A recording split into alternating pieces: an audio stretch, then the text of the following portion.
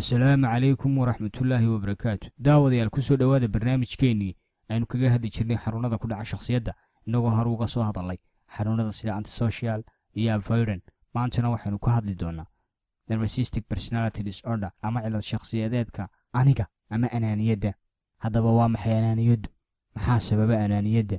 noocyada anaaniyadda, astaamaha lagu qorto qofka anaaniga, saamaynta ay anaaniyaddu ku yeelato nolosha qofka anaaniga iyo nolosha dadka uu la nool yahay, dawada iyo la tacaalidda anaaniyadda. su'aalahan oo dhan waxaynu kaga jawaabi doonaa barnaamijkeena maanta. Narcissistic personality disorder waa xanuun shakhsiyadeed kaasoo ay sal u tahay dhugma raadin xad dhaaf ah iyo ansixin aan su'aal lahayn oo joogto ah. taasina waxay abuurtaa su'aal adag oo ay dadka uu ku dhex nool yahay fahmi kari waayaan. sida ay inta badan isku raacsan yihiin khubarada dhinaca cilmi nafsigu, waxay ku sababeeyaan in anaaniyaddu ku timaado saddexdan qaab. 1. environment ama deegaanka. habarbaarku qofka loo barbaariyo oo loo barbaariyo laba nooc. in qofka barbaariyaashiisu u soo barbaariyaan qaab buunbuunin xad dhaaf ah isla markaana aan waafaqsanayn xaqiiqada nolosha, dabadeed hadhow markuu qofku nolosha dhabtaa u soo baxo ha fakarkiisii la jaanqaadi kari waayo nolosha caadiga ah.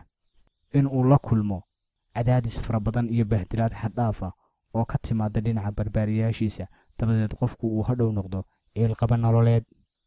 qaabka labaad, genetically inherited, ama in waalidkii mid ka mid ah ama labaduba yihiin anaani, dabadeed uu sidaas ku dhaxlo.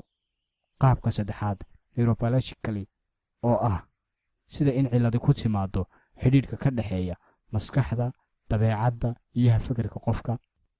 astaamaha lagu garto dadka cilad shakhsiyadeedkan qaba waxaa ka mid ah: 1. waxay aad u jecel yihiin ammaanta. 2. waxay badanaa dadka weydiiyaan su'aasha miyaanan ahayn. 3. waxay jecel yihiin in loola dhaqmo sidii qof gaara. 4. waxay hadalka u yidhaahdaan ku dil qofka. 5.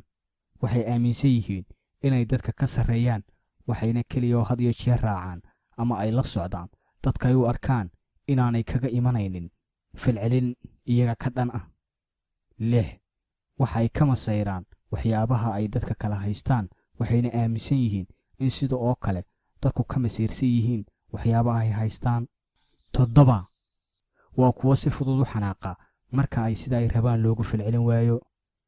noocyada anaaniyiinta, sida ay Dr. Romani oo ah gabadh cilmi nafsiga ka dhigta jaamacadda California ay ku caddaysay waraysi ay siisay barnaamij la dhaho Medical Cycle, waxay leedahay anaaniyiintu waa 4 nooc. 1. grandiose narcissist, waa mid inta badan kugu wareeriya waxyaabaha uu haysto ama uu nolosha ka rabo, isagoo si faan ku dheehan yahay isu barbardhiga dadka kale. 2. malignant narcissist, waa kuwa caan ku ah inay marka hore kuu soo dhoweeyaan si xad dhaaf ah oo ay ammaani ku ladhan tahay, balse hadhow isugu kaa beddela si aad la yaabto, sida inay ku khiyaamaan ama inay ku xadaan. 3. comfort narcissist, waa kuwo inta badan ka cabanaya in adduunku fahmi kari laayihiin wanaagooda, sida inay yidhaahdaan ma aragtaa hawsha uu midkaasi wado, haddaan anigu hayn lahaa waan kaga fiicnaan lahaa, balse marka aad ku tidhaahdo maxaad adigu u geli weyday kuugu jawaab celiya maya, anigu maihii mid u baahan waxyaabahan. 4. communal narcissist, waa kuwo inta badan sheegaya wixii yaraa ay qabteen ama inay yihiin badbaadiyaasha dadka dhiban, taasoo ujeedkoodu yahay aniga halay arko inaan ahay mid ka sarreeya dadka kale. dhibaatooyinka ay nolosha kala kulmaan, inta badan waxay ku dhibaataysan yihiin xidhiidhada nolosha gees kastaba, hadday tahay xidhiidhka waalidkood kala dhexeeya, xidhiidhka carruurtooda kala dhexeeya iyo ka lamaanaha kala dhexeeya, iyo dabcan sidoo kale xidhiidhka kale ay bulshada la leeyihiinba.